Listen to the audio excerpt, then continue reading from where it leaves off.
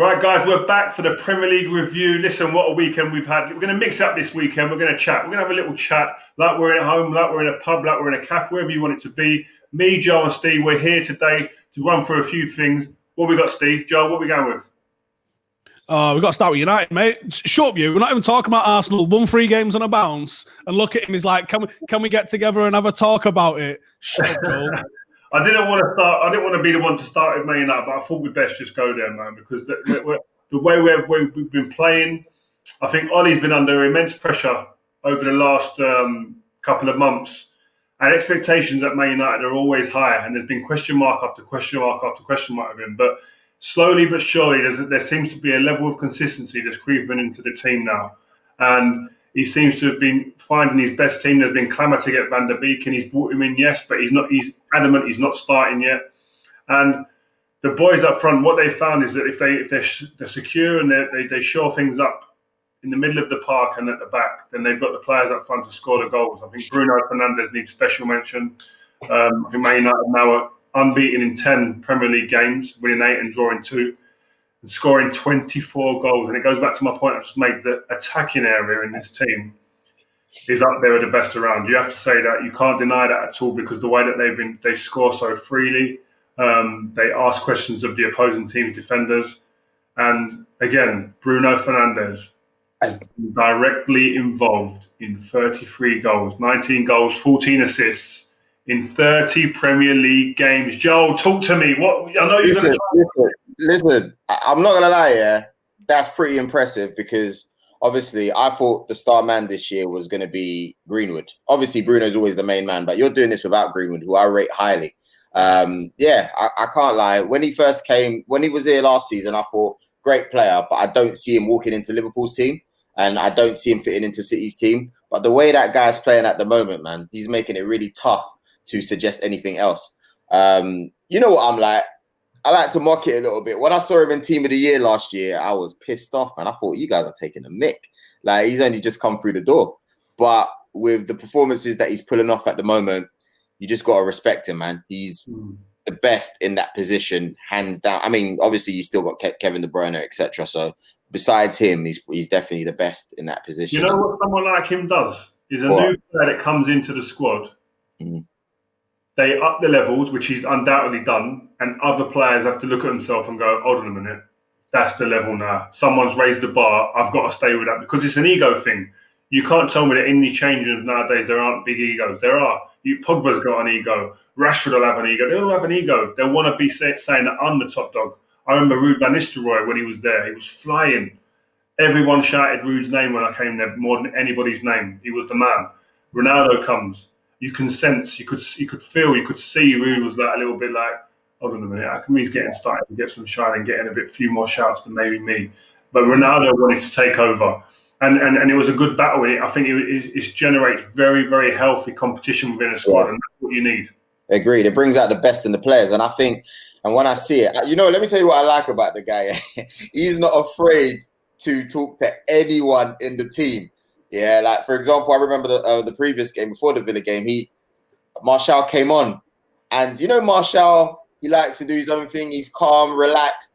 Bruno onto him straight away, giving him instruction. You could almost see Martial like, all right, I got this, take it easy. You don't need to talk to me. But you have to take it. When some players are talking to you and they're in that form, you have to take it. Did you find, for example, when Kino was on your back, Rio, yeah, what could you say?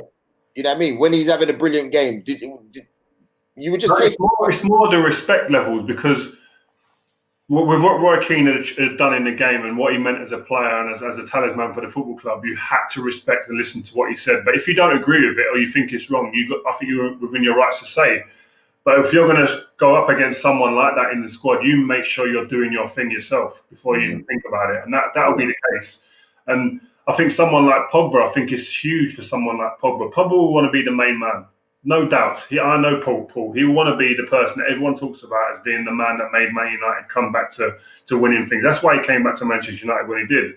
But I think this is having a decent impact on him. I think you look at the last game against Villa, he was topping in terms of passes attempted, final third passes, tackles. And what he was doing is you can see that Bruno Fernandes has definitely raised that bar, and it's up to Paul Pogba. It's one of the best performances. One of the best Paul Pogba performances. What are you saying, Stu? What do you think changed, Rio, in the last month or so? Because we've gone through this run of real consistency now. 8 wins, 2 draws. That's proper title-winning consistency. That's a quarter of a season that you've just absolutely smashed it through. What changed from all those games at home? Your City, your Arsenal, your Chelsea, where we couldn't score. Steve, you look at it whenever I spoke about Manchester United, the first thing that I always said we were lacking was what? It wasn't quality. It wasn't some personalities. It wasn't the right type of characters. It was simply a lack of consistency. We didn't have it. We all know that Pogba can be a top player on his day. We all know Rashford can be a top player on his day. Martial can do it. Greenwood can do it. Cavani's done it over the years. Bruno Fernandes has shown he can do it. But was we doing it as a collective on a consistent basis? The only way you win league titles is if you have that word in your armoury, consistency, because you need it. And now, like you say, last 10 games, what they've done has been fantastic. 10 games, 8 wins, 2 draws. That is title-winning form. They've got to continue that. Big shout out to Ollie on that, because I'll be honest with you, I'm very brute and straight with what I think. I thought he was at the door, bruv. You know what I mean? I thought he was going to be gone. I was getting ready. You know what I mean? This is before the pre-Arteta jokes, by the way. Do you know what I mean? Like I thought he was gone, but you have to respect the manager that's able to turn it around. Like I saw Frank Lampard when he was doing his post-match interview.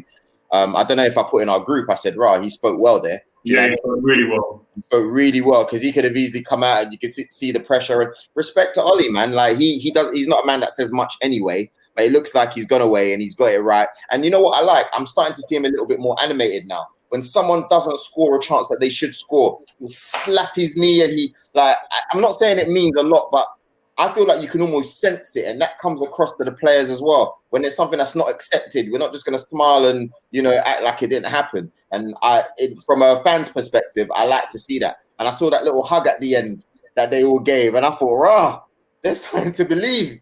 You know what I mean? And then I remember I went to bed early. I was pissed off, man. Do you know a big thing as well is I think it's probably gone under the radar a little bit. I think Eric Bailly has added a little bit of pace and steeliness to that back four. My only issue with Eric Bailly has always been his fitness. Can never stay fit. Always injured. He's always a game away from an injury, and that's been the problem. So you don't get that consistency of performance and getting to know each other.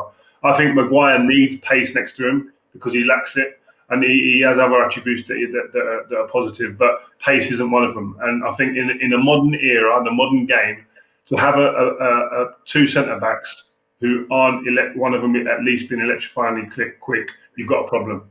Yeah. Do you think there's a bit of vintage about Bay? No, Bay's quicker.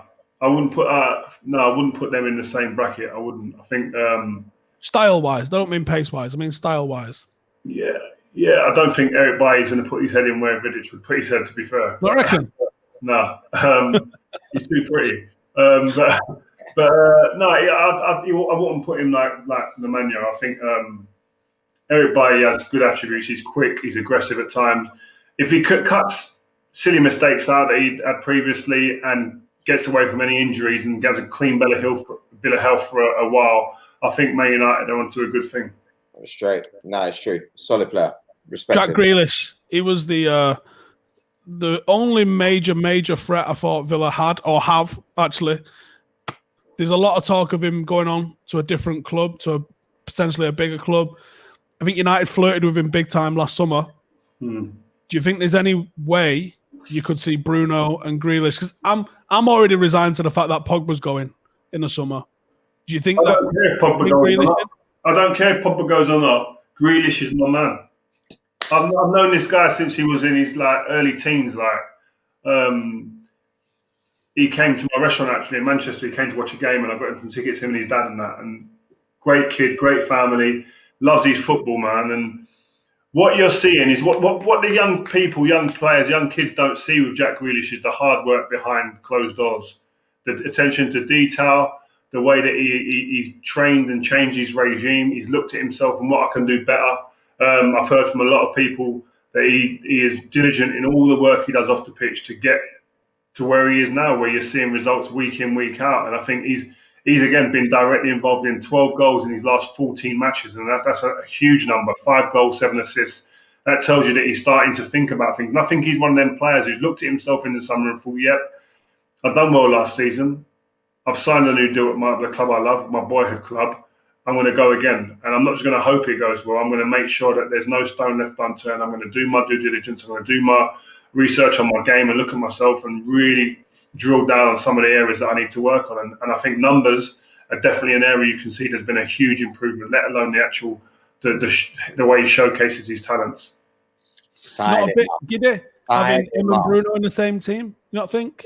Good players can play with players. They find a way. They work it out. Like, you look at that team. Could you imagine if you've got, I don't know, we could say now, Scott McTominay holding, you could have Pogba alongside him, a bit advanced maybe, Bruno in the 10, Grealish on the left, Rashford up top, Greenwood on the right. Imagine that, man. I'm licking my lips right now. But listen, he's an Aston Villa player. You have to say respect to him for what he done. He put either it was just rumours and there was no club coming in hard for him, or he said, regardless of who's interested in me, Villa deserve another year at least with me because we've had a great time up to now. It's my boyhood club. I don't know what it is. He could tell us that, but I just think that, again, listen, if I'm a manager of a top team in England, one of the top 3 or 4 teams, I don't allow him to stay there no more. I'd go and take him. Certain people are saying 100 mil is too much. Well, I don't know. I'm hearing 70. Yeah. 30 mil was too much when I went. Game's absolutely gone. Paying 30 million for a defender, you're mad. Yeah, that's well. But I was watching some show. They were like, it just kept coming up. They're like 29.7 mil. They were like proper bargain. I was just thinking that he would love that. Like, it's true. You're not going to see that in today's football, bruv. Like, you know what I mean? So. Yeah, I think he's worth it. I think the boy is just class. Like, I was watching the game and I was getting excited. There's not many players, especially English players, that they look like the complete article. Respect to the ones that are coming up, the Sakas, the Hudson-Odois. We all know that they've got potential. But when you start looking at someone that looks like he's getting to that part, there's not many players that I can see carry the ball the way he does. He glides. That's the difference. I think when I was a centre-back and I played, pacing behind was always something that worried you. Make sure you got to be on it today. But as much it was someone who would be able to get into little pockets on the pitch with space. They just knew how to do that, and they turned. And not necessarily the passers. It was the ones who got into them spaces and then could run at you. I mean, like Aymar, who played for Valencia and played for Argentina, Ortega. You had players like that who could run with it and dribble, and Ronaldinho. Like Messi, when they turn and get into them, I'm not saying he's in that ilk of player yet, by any means. I'm just saying that style of player who can turn and run at you, and then they run with their head up, most importantly, because they can then play the pass while they're on the move, or they'll dribble past people. He's a fantastic player to watch. But I think when you talk about big numbers like 100 mil or whatever you're going to talk about, what price tag he's going to have, it's not about how good they look. It genuinely comes down to, are they putting up the numbers to justify that price tag? And I think the numbers I just mentioned there, 12, he's been involved in 12 goals in his last 14 games. That's suggesting that he's going to go for big dough because he looks good, but he's also producing. Yeah. How did we get Bruno for as little as we got him? Because he come from that league. Where you come from, sometimes the Premier League, when you play in the Premier League, the numbers drive up dramatically, or the Spanish league especially. But from the Portuguese league, they come for good numbers. Don't get me wrong, but Bruno Fernandes, if you knew what he was going to do now, it's 100 mil starting before you talk about anything. Yeah. No one thought them numbers were going to translate. Everyone's trying to work out on it. What's the exchange rate on a goal in Portugal? What's the exchange rate on an assist in Portugal? Because I'll tell you what, he's not doing 40 goals a season in the Premier League, is he? What? Oh, yeah, he is. All right, so It's crazy. Which other games you enjoyed this weekend then? Tottenham Leeds was fun. I done the Tottenham Leeds game. I went to it. I was lucky to get to the stadium, and I had a little debate with Jermaine Jenas before. Like, he was saying, "Oh, would you rather win playing under Mourinho's more conservative way, also would you rather play under Mourinho's more conservative way or Bielsa's more open, attack-minded kind of gung-ho way?" And I was saying, if you're going to play the more conservative, at times negative, like we saw against Wolves, if you're going to play that way, you better win. If you win, you can swallow it. But if you play that way and you're not winning, I don't think it's a nice place to be. And I was always an advocate. I don't mind winning ugly, but you got to win if you're going to play. Winning's winning, isn't it? Winning's winning is the most important thing. But I think on a daily basis, if you're going to play that he asked me to play a certain way and I was going to win, I had to choose between both of them. I'd want to play in the Bielsa team because it's so expansive. There's a lot of freedom. You're allowed to move. It's you, me against someone else. That battle, that competition, 1v1 all over the park. That's enjoyable football. That's that rock and roll type football. But I don't think at the moment Leeds have that balance kind of locked in because they're getting pumped. They're conceding a lot of goals. Scoring goals, don't get me wrong, but I think it's 60, 63 goals they've been a part of in their games, the amount of goals. It's a lot of goals, and I think only West Brom have conceded more. So it tells you that they're struggling for balance at the moment, which is something that I think Jose Mourinho found in this game, which he'd been searching for, is that balance between attack and defence. I mean, their first 5 games, they were actually like flying. They were up there in the top two or three teams in terms of chances created, shots got, goals scored, and all that type of stuff. 10 games since that, they're languishing mid to bottom of that table in terms of the chances created, and that expansiveness seemed to come out of the team. So balance is what he needed. Against Leeds, they found it in abundance. Jose's played Bielsa 5 times now and come out on top 18-2 on aggregate. Battered him. I like Bielsa, mate. I think I love that sort of flavour. If everyone was boring and just wanted to play all the same style, I don't enjoy that in the slightest. A centre-half, though, could you enjoy playing in a Bielsa team, or would you lose your mind, do you reckon? Because you're so open at times. I went to Leeds' training ground not long ago, just before the lockdown, and I watched the training session. The intensity was like I've never seen before. They play a thing called murder ball, or just a normal session.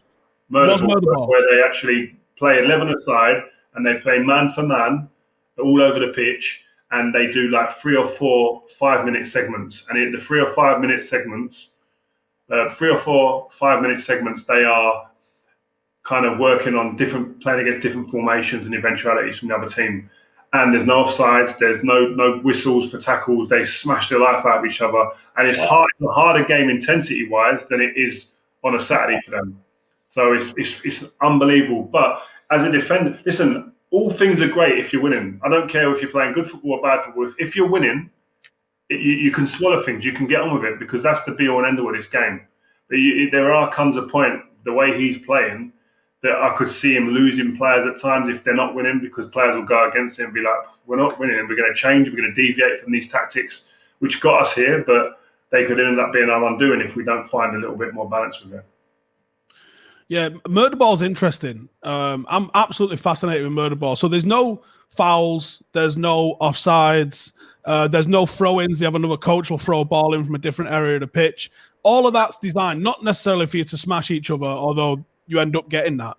It's designed just to keep the intensity high, because every time the ball goes out for a corner or a goal kick or a throw-in or something like that, players walk for 1 or 2 seconds, don't they? Whereas if the ball's just constantly getting flung in from somewhere else, the intensity is off the charts. So you said they only do it for like 5 minutes at a time. That's still a long time at work. No, they do a 5-minute block. They do 3 to 4 5-minute blocks. So based not just back to back. Yeah, so they'll do 5 minutes, then they'll stop, then they'll come to the middle and they'll talk about the next 5 minutes block they're going to do, and they're changing tactics. Go, bang, bang, bang, 5 minutes, and the same again. They'll do that 3 to 4 times when I was there. But it's not just the intensity. The intensity is unbelievable, but it's also the tactical awareness. It's understanding at that pace how things can change and how then you adapt as a player under that pressure. It's phenomenal. It's an unbelievable session. And the players, at first, I don't think they enjoyed it because physically it's so demanding, but they reaped the rewards. They saw what it gave them on a Saturday in terms of the physicality, the mental strength, the way that they were overrunning teams, overpowering teams in the Championship. Right, listen, it's different in the Premier League because you come up against quality. But that's why they are where they are in the league, and I believe they'll stay up because against some of the mediocre teams and below that, they are going to put teams away because the way that they play is so difficult to stay with. Are you fit enough? Are you mentally strong enough to stay with me? Can you switch on the whole 90 minutes the way that we will? It's a big ask when you're playing against that to stay with that. I played against his Atletico Bilbao team who played like that. I thought I was on a roundabout. I couldn't get off. It was unbelievable. Like the way they were just going bananas running all over the pitch, the energy levels. It was crazy. But by the time you're off trying to work it out, the game's over. You've lost. That's what happened to us. So would you say that's all down to basically the quality of the players? So as time goes on, if let's just say they have a good transfer window, by the way, transfer windows open, guys, it will give them a chance to improve basically with the same tactics. Yeah, with them tactics, with better players, they have a great opportunity. But the little, I don't know, the conundrum that he's in is can you get ready-made superstars to run like that at that intensity every day in training and every game for the whole season? That is the hard part. Yes, you can buy young, hungry players or players that are needing to prove themselves at some point to come in and buy into that. But the big ask is getting a superstar to come in and to buy into that. That's the hard part. And listen, people talk about trophies that he hasn't won and stuff like that, but he hasn't been at the top clubs, has he? It's true. Who'd you buy, Rio? If you're Leeds, what one player do you think could make a difference for them to stop them getting smacked around 3-4-0 and actually start turning them into being able to grind out results? I don't know if it's even a player. I just think it's maybe just a little bit more balance in the way that they're tactically set up. To go gung-ho and to be on the front foot for the whole 90, I think it's a big ask. And they've proved that it's doable in the Championship, but the Premier League's a different kettle of fish. It's a different beast altogether. Maybe there needs to be a little bit of a period of the first half where they take their foot off the gas a little bit, come back, get set into a unit, soak up a bit of pressure, hit teams on the counter, and then they switch it on again. That's element of surprise might be something that would help them, especially against the bigger teams. I think it's more of a tactical thing. Go on, then. Should we talk about Arsenal, Joel? I'll just chuck it in the corner like it's some piece of rubbish. We talk about Arsenal. 3 games, you know what I mean? 3 games on a trot, life turned around. I'll take it in. Go on, then. I'll take it in this week, yeah. You know what, yeah? To be honest with you, I think our fans are still a bit dodgy. Every week when we play, it's a bit like, what's going to happen? Are we still are we going to go back to bad form? Are we going to carry on this good run? But I'm really happy. I think players such as Saka standing out. Looked at the statistics: 7 crosses, 6 touches in the opposition box. He attempted 3 shots in the first opening 16 minutes against West Brom. Now, if we didn't come out fully attacking West Brom, I would have been very worried. But I'm really glad that we took our chances as well. He's had 1 take on completed. He was able to finish magnificent moves ahead of the 2 goals, etc. Sorry about that. But yeah, as far as I'm concerned, he has been the standout player, and we need to do our best to accommodate him. I think Arsenal they've really benefited from investing and believing in young players. I think, like you say, Saka, Emil, they've been outstanding players. Willock at times has come in and done stuff. Maitland Niles at times, and I think without the young players in this squad, I think Arsenal would have been in worse shape. I think they before that they were relying on Aubameyang. Aubameyang this season hasn't produced yet. Lacazette's your top goal scorer. Who would have said that last season? That's a surprise. So without these young players coming in and holding the fort, with all this going on, I don't know where Arsenal would be, and I think the fans would be in the doldrums. Yeah, I think when it comes to when you look at our young players, I think you can see that they actually want to play for the team. I'm not saying that the more experienced players don't want to play for the team, but it's like what you said. Sometimes, how do you get the more experienced players to do the extra running? How do you get them to do the extra stuff where some of them actually already feel like they might not have to do it? Some players feel as if they might go, they don't mind. But those players, your Eddie Nketiahs, your Sakas, they've got something to prove, bro. So he's the best one. I love him. Do you know what I mean? And so he's definitely got something to prove as well. So honestly, I think it's a great example for the senior players that are in the team. And it's not to say, yes, I get carried away. I start throwing the shirt up and that and whatever. But it's not to say that, tables turned. There's still a lot that needs to be done. I'm not very optimistic with what we're going to do in the January transfer window. I don't see us going in and buying and improving. We're not really known for that, if I'm honest with you, besides buying Aubameyang. I think I've got to be honest, I still think you guys still ain't bought a top centre-half.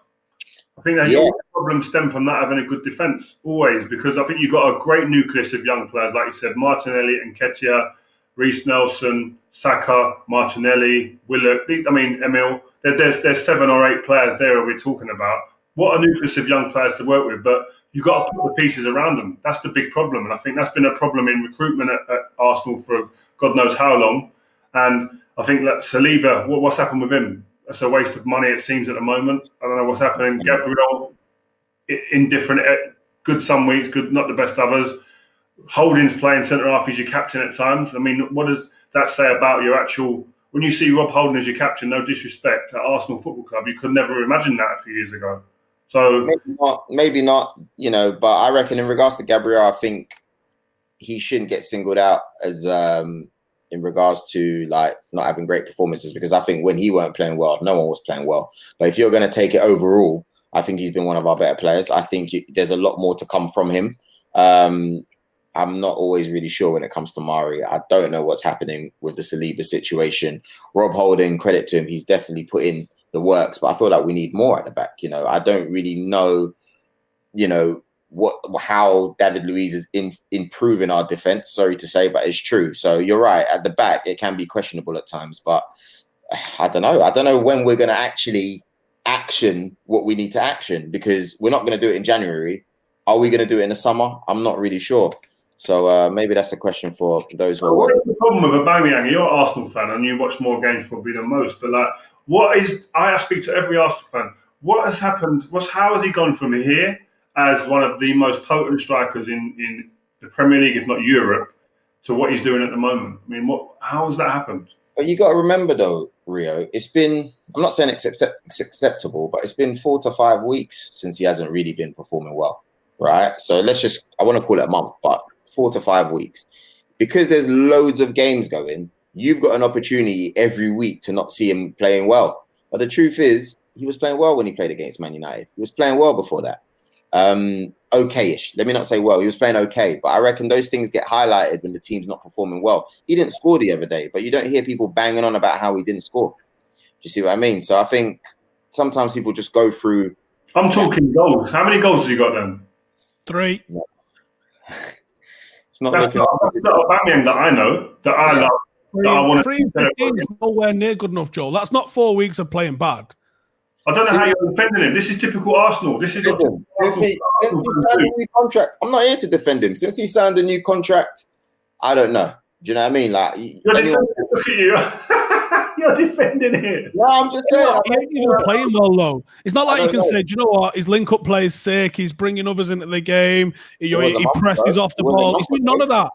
It's like a traffic cone, Joel. He was doing okay a month ago, Stu. I reckon in the last month, he's not really looked up for it. I can't tell you what it is. All I can say is... That is the biggest thing for Arteta. The biggest thing Arteta needs to do right now is to get him playing, because he's got all these young, exciting prospects, these players around him who look like they're just... That goal the other day that Saka scored was like a throwback to the old times. Mm-hmm. Like, you just want Aubameyang there around doing his stuff as well. If he comes back, and I love Aubameyang, I think he's an unbelievable player. I would love to play with him in my team. I'd love him in... Before he went to Arsenal, I'd love Man United to have bought him. I think he's a top, ridiculous finisher. Last season, what he'd done was unrivaled. But this season, Arsenal need him firing ASAP. Yeah, you know what? You are right. But at the same time, you've got to look at the West Brom game. He didn't have a bad game, Steve. You're laughing, you're looking, smirking. He didn't have a bad game. Sometimes you don't score. I was happy with Joel, you battered West Brom 4-0.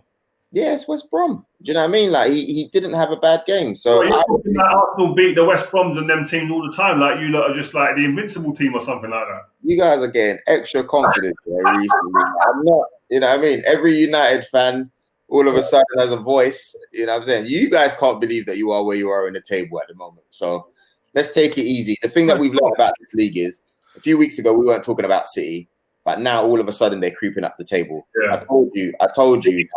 City scare me, bro. They scare me. Yeah. And I told you, Howson, you see it as us being 11th. I see us as closing in on top 4. We're only 6 points away. You are as far off the bottom 5 as you are top 4, mate. Listen, it's either half empty or half full. I see the glass as half full in life. That's what I'm going for. You don't even have a glass. You say what you're saying, but I think we're gonna creep up. I reckon we'll creep up the table without people noticing. All we got to do is have a good month. You know what this league's like. You beat Chelsea, who are awful at the moment. Like Manchester City made it look like they was playing against an under-10s the other day, right? You beat West Brom, who've got, like, I think Big Sam's had like the worst start to a Premier League manager ever. He's so only had 2 well games. done on that. And then you beat Brighton, who can't buy a win. Look, sometimes, teams go through those ditches. So, for example, if you look at Chelsea, you're not all of a sudden going to start writing off Chelsea from top 4 just because, people go through that. Teams go through that stage. Right. Palace, Newcastle, Southampton. That's your next 3. How many out are you getting out of 9? We can get all 3, mate. I believe we can get all 3. I believe we can get all 3. I believe we can. I think Palace is going to shock you. I reckon you probably turn over Newcastle because they look a bit on the ropes at the minute. Southampton will be a tough ask. Getting a point there would be a big result for you. But I think Palace do you. Nah, they won't, man. You can come out of that with 4 points.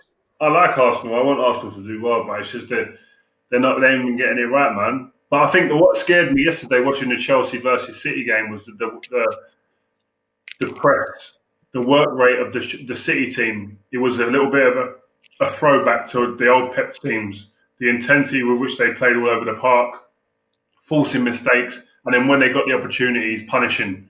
He's trying to look something back to his best again. And Phil Foden, we're talking about Grealish before, but Phil Foden, man, he's a player England can build around, I'm telling you, because the way he drifts into space, he can run with it, he can play the final pass, and he's showing us he can finish as well. The kid, he's got it all, he does everything. He shrugged off Zuma yesterday like he was 5'10" and weighed 8 stone, the way he shrugged him off the other day. And he ran past, I think it was Ascaletta, like he was running on quicksand. It was unbelievable. Like he's shown different parts of his game just in the 45 minutes against Chelsea. But City, they scare me. They know how to churn results out. They can be that consistent machine that can go 20 games unbeaten.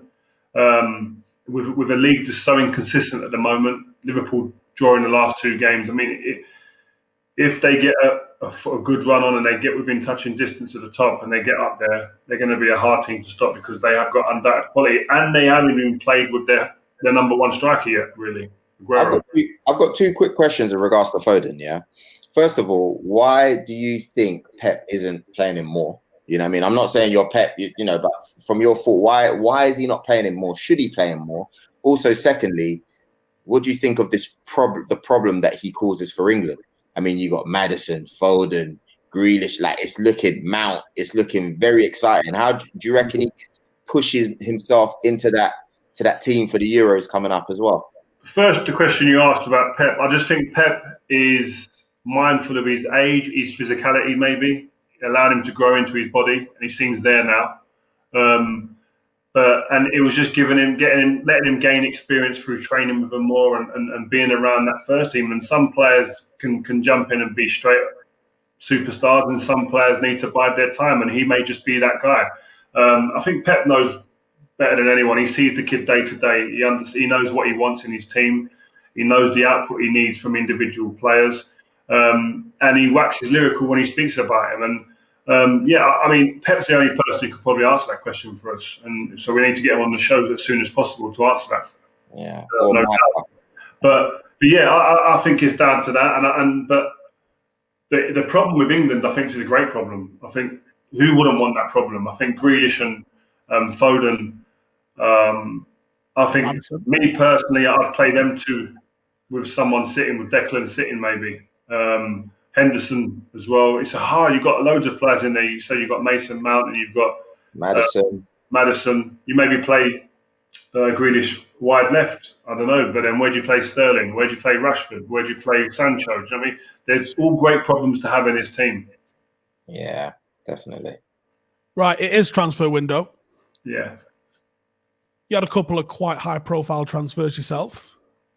Did they go through smoothly, or did you have to chuck your teddies out the pram at any point? Well, when I was at Leeds and I went to the World Cup and I came back and there was loads of rumours I was going to go to Man United, etc., other clubs, I think Real Madrid and stuff. And then I knew through my agent at the time that Leeds were struggling financially and they were going to have to sell me and a bunch of other players. And I knew that Man United wanted to sign me.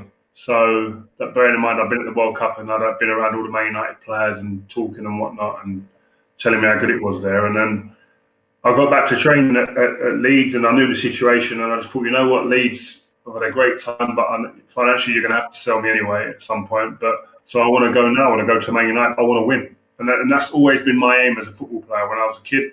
When I got to the end of my career, winning football matches to win trophies was the be all and end all. And Man United, I could have a greater chance of doing that than anywhere. So the opportunity came, and the club said, "We're not letting you go."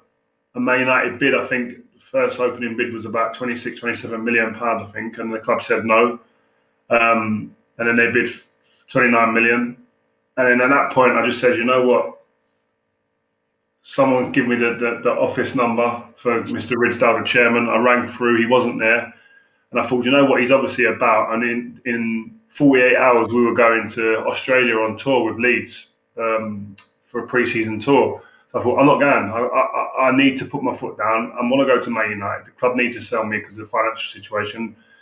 What can I do? I went down to the ground where Mr. Ridsdale's office was, and sat in his reception, spoke to his PA and said, listen, can you get Mr. Ridsdale here? I need to speak to him about my transfer. They've got to accept it. They've been offered a humongous amount of money for a centre-back. Just accept it. I need to go.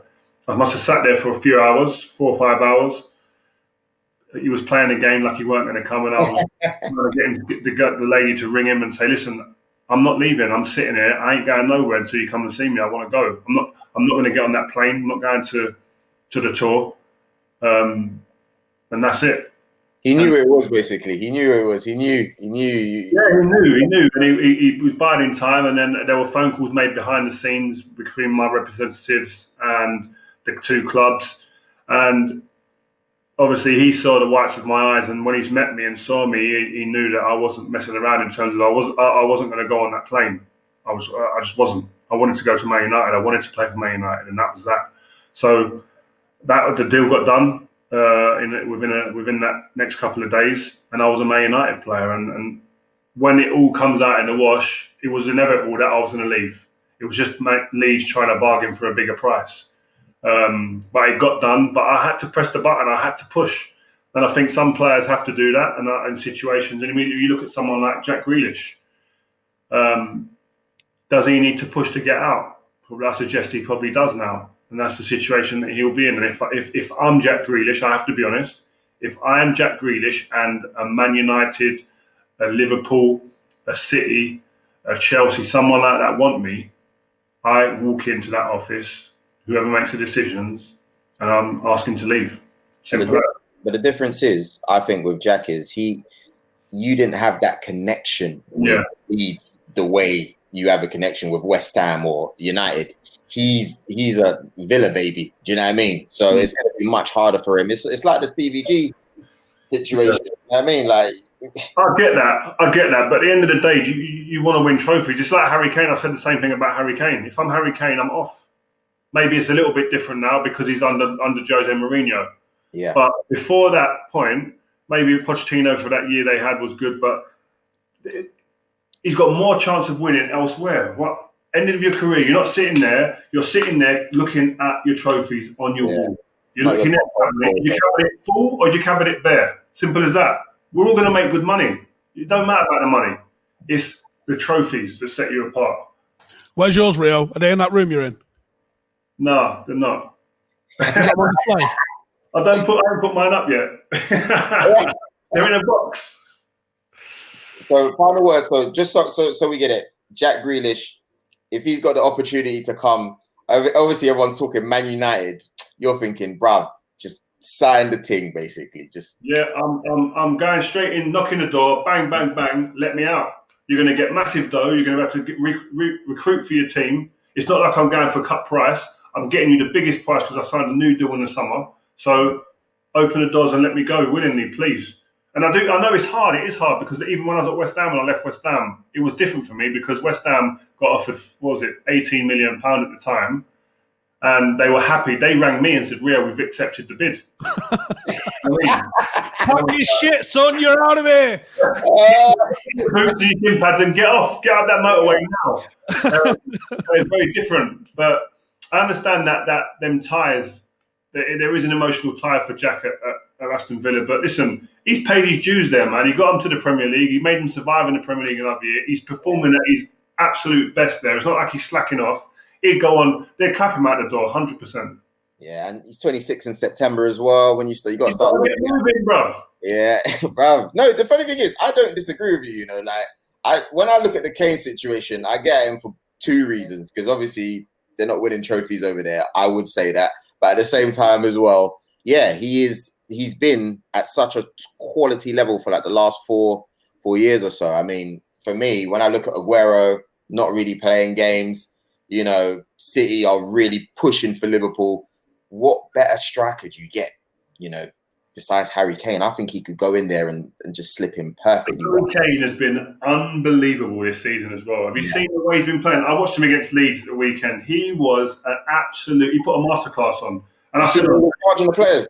Huh? You see the way he was pushing off players, you know? Kane at City scares. He reminds me of Rooney, man. Seriously, in some ways, in the way that he can play the 10 or the 9, and he likes to drop off and he can play as good a passes on the ball in defence-splitting passes as anyone on the pitch, but also he's the most potent of strikers when he's up there as well. He's got an amazing, like we talk about balance as a team, but he's got an amazing balance within his game as in terms of providing and scoring now. I mean, in terms of the amount of goals, he set up 9 of Son's 12 goals this season. It's like unheard of, these type of numbers, what he's doing. But is he going to do that and win? That's the big question. And my fear for Harry Kane is if he does all this, and he wins and he breaks records for Spurs scoring goals, but doesn't get his hands on big trophies, will he be content? Will he be satisfied? Will he sit there in his armchair afterwards and say, I've had a great career, I've loved every minute?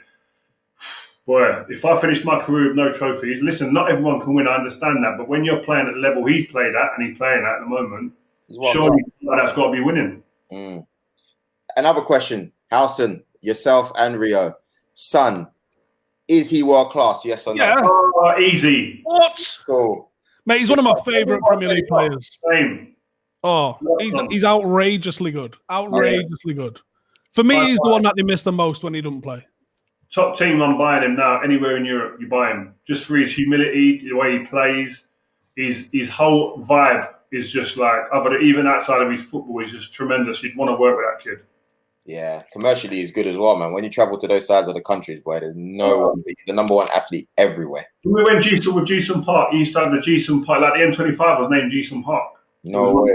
Like crazy. Couldn't go to the shopping mall because they have to shut it down for him. Crazy. Like he's Beckham times 10 over there. Wow. God knows. Before we went live, there was, not even live, are we? But you know what I mean. Before we came on here, there was a bit of news breaking. Darren Fletcher's just up a coaching role at United.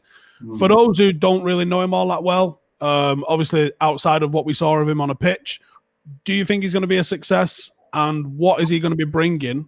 Because I know we don't exactly know what his role is going to be, but what do you think? What do you think the reason that Fletcher's been given an appointment at United is? Darren Fletcher was a great player, hugely respected within the changing room, and someone I think who brings an absolute love of football. A great football knowledge, good football brain, someone who wants to learn and become a great coach, if stroke manager. He will be a top coach, I think, Darren Fletcher. I think I've been asked by a few different people at different clubs, chief executives and technical directors about young coaches coming through, and he's one of the names that always jumps out from my mouth when I'm talking about young people who want to be good coaches and who have a good knowledge of the game. And I think he's somebody who adds very good value to the Ole Gunnar Solskjaer regime. What the role is going to be is yet to be disclosed to the public, so we have to wait and see what his role is at the moment and where that sees him. But if there's a pathway to becoming a coach at a football club, I think it's a move in the right direction, because I think he'll add so much to the squad. And I think he's been in training with the under-15s and 16s already, behind the scenes. Every now and again he goes in, I think once or twice a week he's been there at Man United coaching the youngsters. And I think they've seen, I think that's risen to the top of his impact on these young players when he's been there coaching, and they've made a decision to bring him in full time. And I think it can only be a good thing. From your experience, you said a lot of good things about him. Where do you think his strength is going to lie being in that coaching staff? I mean, from you who know him personally. It depends if he goes in with a first team. If he goes in directly with a first team, I think he's a straight talker. He's somebody who will tell people how it is. And I think he's a man of details as well. He'll be going in and looking at identifying certain individuals. Listen, I speak to him a lot because we've got a group that we chat. There's about 20 of us in a group where we chat all the time. And he's always insightful. He has a laugh. He likes a bit of banter. He's not Mr. Serious. He's a good personality. Likes to have a laugh, laughs at himself because he has to, the way he looks. But when it's time to get serious about football, there wouldn't be many sharper young brains on the game. Interesting. Be interesting to see what this role is and what it develops then. Because I've seen the usual lot on Twitter already moaning, saying it looks like the only thing that you have to do to get a job at United is to be an ex-player. And the things I've heard and way I've seen him speaking, he's been on TV lately, hasn't he, as a pundit? Yeah. And he always comes across as, oh yeah, that's exactly what's needed, isn't it? It's not real superficial sort of punditry. It was good. And he's a student. He's 100% student of the game. He's got two young boys who live and breathe football as well. They're young budding footballers as well. His family's a football family. So the kid knows his stuff. Simple as that. And if you watch the way he played football, he was an intelligent player. He wasn't someone who had all of the flair and glitz and glamour of a Ronaldo type player. But how did he get in that team? He worked his way. You have to be bright to understand how you work your way in that team. He understood that I might have to do someone like Ronaldo's running to get in this team and stay in it. And he disciplined himself to do something like that. That doesn't just happen by chance. You've got to be intelligent enough to understand that you need to do little things like this. So these little things will, I'm sure, lead him in good stead into his coaching career. And I think that's disrespectful to think that just because he played for Man United in years gone by that he's going to get a role, because there's hundreds of players that have done that and not got it. There's a reason why he's got that. It's because he's got someone who's shown something behind closed doors while coaching at the club with the youngsters that people have thought, actually, there's something there. Speaking of Ronaldo's just overtaken Pele's record of the most goals scored ever. It's all right, isn't it? He's doing all right, isn't it? Considering when he came, we didn't really think much of him. I thought it was a mistake. I remember the no-end product Ronaldo days. More end product than anyone ever. He's a show pony was the one they used to use all the time about him. But again, that's another one. Intelligence. He came as someone who was a show pony. He wanted to do skills, excite people, which is great. Entertainment value, 100 through the roof. But he understood quickly, for me to become a world-class Ballon d'Or winning, multiple winning Ballon d'Or player, I need to generate numbers. And how am I going to do that? I'm going to go back to the drawing board, look at my game. Actually, these are the few things I need to do. Bang, here we are today. It weren't overnight. Listen, don't get me wrong. It's taken a long time and a lot of hard work. But you've got to be intelligent enough to understand what you need to do and to really be humble enough to really strip the game back and take things back to basics. And he's done that. What an amazing, not only footballer, but I think a human being. Two questions on top of that. Does he ever give you bants for that video where he said, when they said who's the best player in the world? And on WhatsApp we send it back and forth when it comes up on social media. But that was him though. He believed that. This was a joke for him. Like, we went inside after that clip. You should play it on here. We went inside after that clip, and we were laughing. I said, the guys were going, Ronnie, how can you say that? How can you say that? He said, it's true. What do you mean? He carried on. He said it's true. I'm not lying. Watch. That's what he used to say. We used to drill him about Beckham. I used to be in a change room and we feel the lads would sit there and go like Quinn Fortune, especially me, Quinny and Fletch actually, and a few others would sit there and Ronaldo and he'd be getting changed. And we'd be on him like Cristiano, you're doing all right, but like the real number sevens like George Best, and it like Bruno, Beckham, they're the real number sevens at Man United, the top one.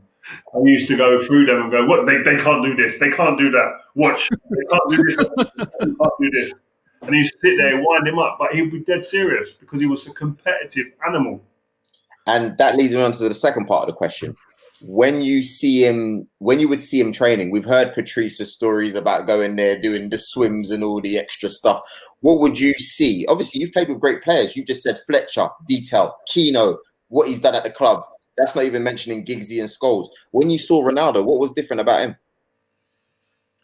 When you saw him, you just immediately saw a superstar straight away. I mean, like even just the image of John O'Shea in the change room at half time, gasping for air because he'd been running around after Ronaldo for the first 45 minutes in that game when we first laid eyes on him. It was just, you just knew immediately this kid had that stardust. If he could piece all of the great attributes he had together, again, that comes back down to the intelligence, and he was intelligent enough. This is a Ballon d'Or winner. This is the best player in the world sitting there in front of our eyes, 100%, if he gets all these things in place. And he done it. He came in, he addressed certain parts of his game that he had to work on, and he left Man United as the best player in the world.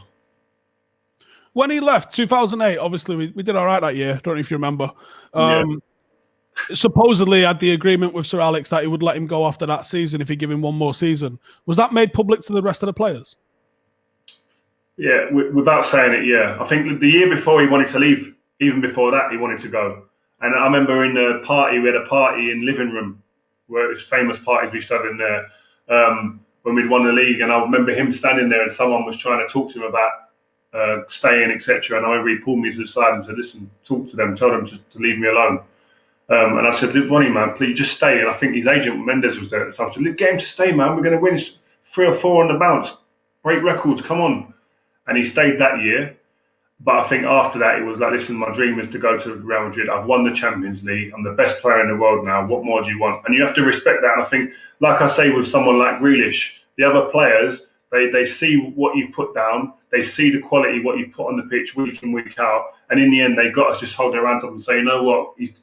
He's gone beyond what he's doing here. He needs another challenge. And we accepted that as gutted as I was as an individual from a selfish perspective, because if he stays, we win the league again. And we probably might win the Champions League again. But you've got to respect that and say you've got to let him go on and do what he's going to do. And look what he's going to do. How can you stop doing what he's done at Real Madrid and now at Juventus? You can't stand in the way of that. Yeah, he's been sensational. And obviously winning leagues every single place that he's gone as well. Unreal. Should we wrap it up there, gents? Yeah, this is 5 things we've learned, but it looks like there's 15 things. So I love this format. Huh? I love this format, guys. This is better. Yeah, listen, guys watching, don't forget, I know Stu's going to do all the shout-outs and stuff, but make sure you keep commenting, smashing the like button. We're going to be coming back with this on a weekly basis, so spread the word. And yeah, what else are you going to say, Stu? I was going to say, get some questions in for next week. Yeah, man. Yeah, put your questions in the comments.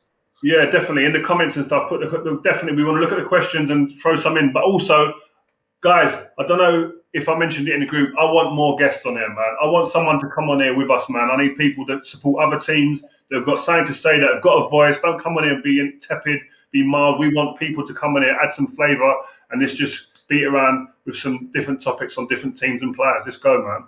Bet you're 5 you can't get Fergie on. Yeah. I bet you I can't. Yep. All right, it's worth a go. All right, cheers, everyone. See you later. All right, take care. Peace.